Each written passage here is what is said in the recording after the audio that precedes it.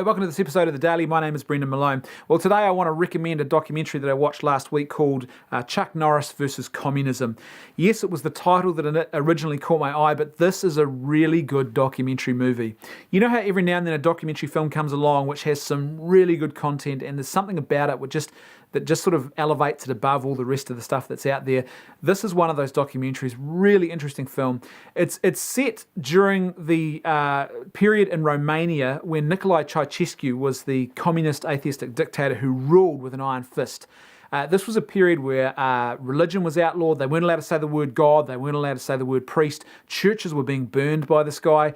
They had an extreme censorship committee that controlled any media coming into the country. Even Russian communistic media was controlled. And if it had scenes in it or portrayed things that they didn't like, they wouldn't let it through. So, for example, if you had footage in a TV show or a movie that showed supermarkets from the West with lots of produce on the shelf, and even though there was no ideological content, they just showed supermarkets that had lots of produce and fruit and veggies and other things available, they wouldn't let that pass because they didn't want people in their country realizing that the West was actually sort of quite a fruitful and bountiful place to be living. They didn't want them to see that. They wanted to portray the West in a completely false and different narrative.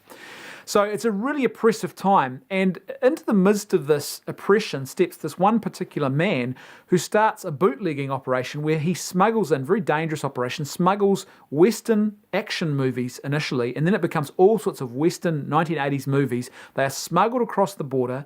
They are overdubbed with a Romanian speaking track. So there was one woman in particular who did most of the overdubbing, and regardless of whether it was a male or female character, it was just this woman's voice on the audio track who was narrating and translating for you what was being said in the actual movie.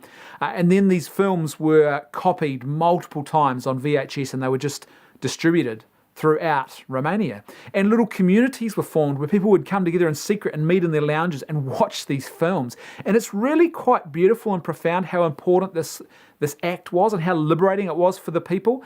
There's a really interesting moment where two priests are interviewed, Romanian priests are interviewed, and they talk about how it was so beautiful and powerful to be able to watch Jesus of Nazareth, which obviously would have been an outlawed film, but they were able to watch it and to hear the word God being spoken in a movie and to hear the word priest being used in other films. And it was just such a profoundly liberating thing for them at a time when Nicolae Ceausescu was burning churches and Christianity. People were being denounced for their Christianity. So it's really an amazing film. I can't recommend it. There's lots of twists and turns. It actually sounds like a pretty straightforward sort of premise, but believe it or not, it's kind of a complex story and there's lots of little twists and turns, so I won't spoil it for you.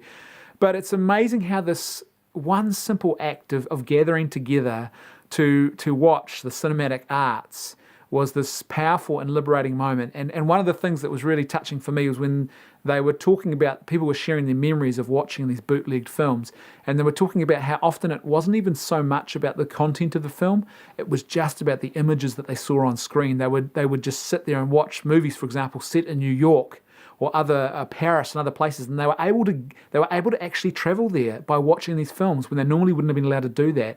And they would just watch and take in all the scenery and all the beautiful things and all the things that they just didn't have and that we take for granted often in this part of the world.